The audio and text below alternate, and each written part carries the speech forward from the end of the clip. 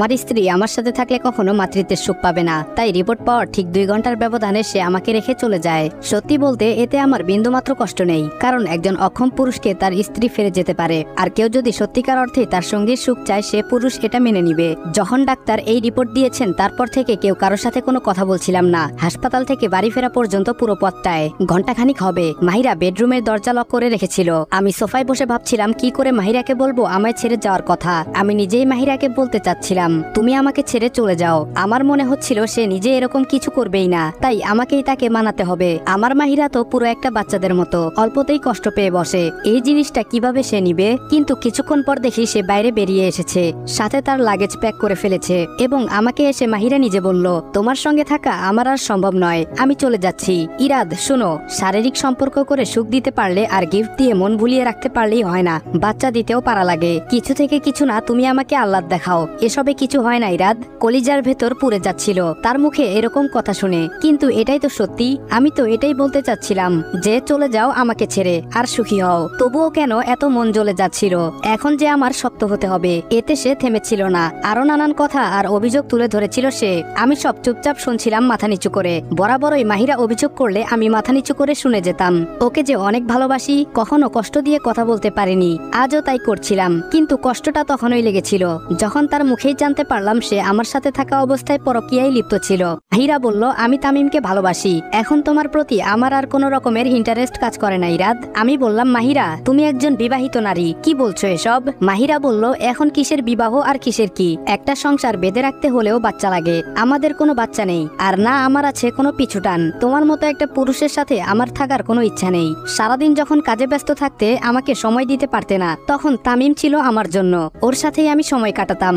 আমাকে সে ভালোবাসা দিয়েছে, তাই আমি আজকে শুকরিয়া করি আল্লাহর কাছে। তিনি আমাকে সত্যিটা বলার সাহস আর সুযোগ দিয়েছেন। এগুলো বলে সে চলে গেল, একটা বারও পেছনে ফিরে তাকাইনি। আমি মাটিতে বসে পড়েছিলাম। মাহিরার কথায় আমি বাকরুদ্ধ হয়ে গিয়েছিলাম। সেই মুহূর্তের কষ্টটা কাউকে বলে বোঝানোর মতো নয়, কারণ একদিন 2 দিন তো নয়, আমরা তো 2 বছর প্রেম করে বিয়ে করেছিলাম। 2.5 বছর আমাদের বৈবাহিক সম্পর্ক ছিল। ভালোবাসতে তাকে আমি কখনো কার্পণ্য করিনি, তার বলা প্রত্যেকটা কথা আমি শুনেছি, তাকে খুশি রাখার চেষ্টা করেছি সর্বদা। তারপরেও কেন সে এভাবে আমাকে ধোঁকা দিল? আমার ভালোবাসায় কি কোনো কমতি ছিল?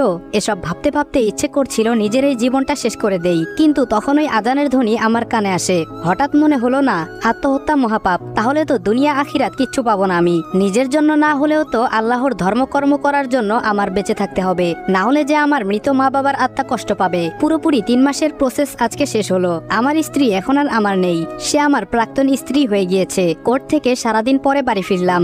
শেষবারের মতো মাহিরার চেহারাটা দূর থেকে দেখেছিলাম। তাকে তামিম ছেলেটার পাশে খুব হাসি খুশি দেখাচ্ছিল।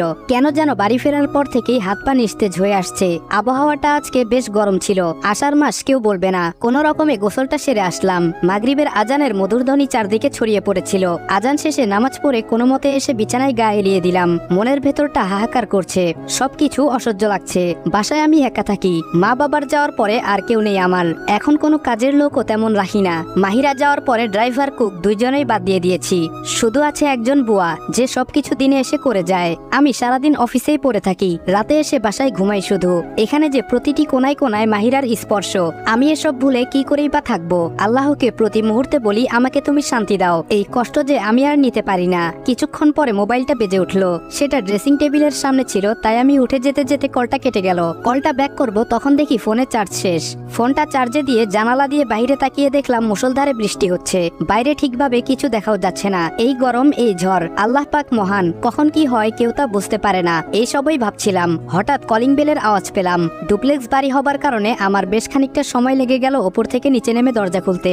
দরজাটা খোলার সাথে সাথেই একটা মেয়ে কান্না করতে করতে আমার বুকে ঝাপটে পড়লো। সে আমাকে এমন ভাবে জড়িয়ে ধরে রেখেছে যেন তার অনেক দিনের হারানো কিছু সে ফিরে পেয়েছে। কয়েক সেকেন্ডের ভেতরে এমন কিছু ঘটে যাওয়াতে আমি সম্পূর্ণ স্তব্ধ হয়ে যাই। কোনো মেয়ে হঠাৎ করে যদি একটা অচেনা ছেলের বুকে আশ্রে পড়ে বাচ্চাদের মতো কান্না করতে থাকে, এতে যে কোনো মানুষেরই অবাক লাগবে। আর যদি এটা নিজের সাথে ঘটে তাহলে তো আর কিছু বলারই বাকি থাকে না। আমি আপাতত বিস্ময়ের চূড়ান্ত পর্যায়ে আছি এবং মেয়েটি আমাকে শরীরের সমস্ত শক্তি দিয়ে ধরে রেখেছে। তার হাত পা কাঁপছে। তাকে কিছু জিজ্ঞেস করব, কিন্তু তার সুযোগও নেই, কারণ কান্না করতে করতেই কিছু মুখে শব্দ করছে।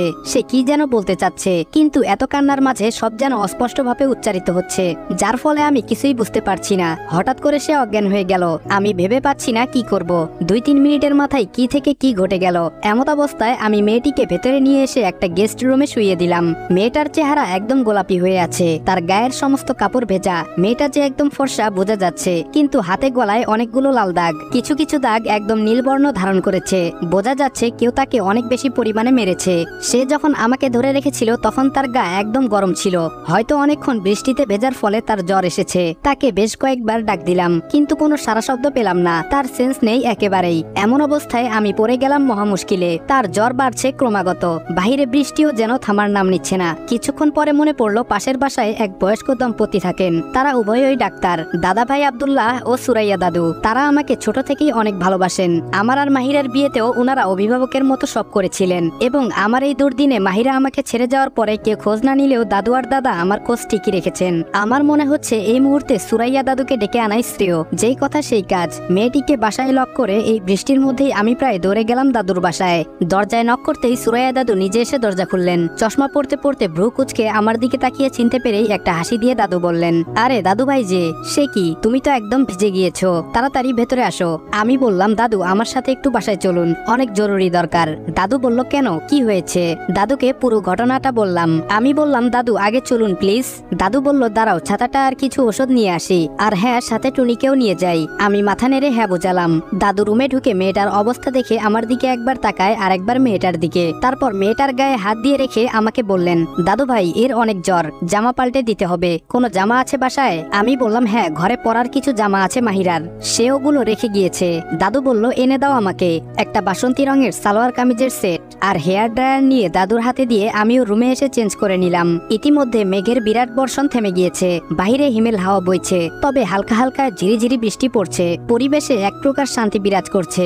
মনে হচ্ছে সব ধরনের আবর্জনার স্তূপ মুছে গেছে, সব পরিচ্ছন্ন হয়ে গেছে, সবকিছু এখন ঠিকভাবে হবে। কি যেন আজকের আকাশ বাতাস কিছু বলতে চাইছে। কিছুক্ষণ পরে নিচে এসে দাদুকে দেখি মেয়েটাকে ঠিকঠাক করে দিয়েছেন। টুনি পাশে বসে মাথায় জলপটি করে দিচ্ছে। দাদু বলল, ইরাদ ওর অনেক জ্বর দাদু ভাই, জ্ঞান ফেরা পর্যন্ত জলপটি করা লাগবে। আর মেয়েটাকে দেখে যা বুঝলাম মনে হচ্ছে সে ভালো ঘরের, চেহারাটাও কত নিষ্পাপ। ইরাদ শুধু মনোযোগ দিয়ে দাদুর কথাগুলো শুনে ভেদটা বুঝতে চেষ্টা করছে। সে তো মেয়েটার দিকে দরকারের খাতিরে শুধু তাকিয়ে দেখেছিল একবার, আসলে তার দেখার কোনো ইচ্ছেও নেই। মাহিরা ছাড়া যে ইরাদের মনে কোনো চেহারা কখনো ধরেনি, আর সে নিজে থেকে কাউকে দেখতেও চায়নি, এমনকি আজও চায় না। দাদু বলল, খেয়াল করেছো দাদু ভাই, ওর কানে গলায় খুব মার্জিত আর রুচিসম্মত গহনা, গলায় একটা চেন, কানে টোপের মতো এর ছোট ঝুমকা করে 2 জোড়া দুল, 2 হাতে 3টা করে একদম পাতলা স্বর্ণের আংটি। গহনাগুলো পুরনো দিনের খাঁটি স্বর্ণের এই ডিজাইনগুলো, এবং পায়ের নুপুরগুলো দেখো, এই ডিজাইন আমাদেরও আগের সময়ের। ইরাদ দাদুর সাথে মাথা ঝাঁকিয়ে সম্মতি দিল। এর কিছুক্ষণ পরে মনে হলো দাদুকে অনেকক্ষণ ধরে রেখে দিয়েছে, উনার তো বাসায় যাওয়া উচিত, বয়স্ক মানুষ, দেরি হয়ে যাচ্ছে। আমি বললাম, আচ্ছা দাদু আমি আছি, চলুন আপনাকে আমি দিয়ে আসি বাসায়। দাদু বলল, ঠিক আছে, কিছু দরকার পড়লে আমাকে কল দিও, বোকার মতন কষ্ট করে আসতে হবে না। আমি বললাম, জি অবশ্যই দাদু।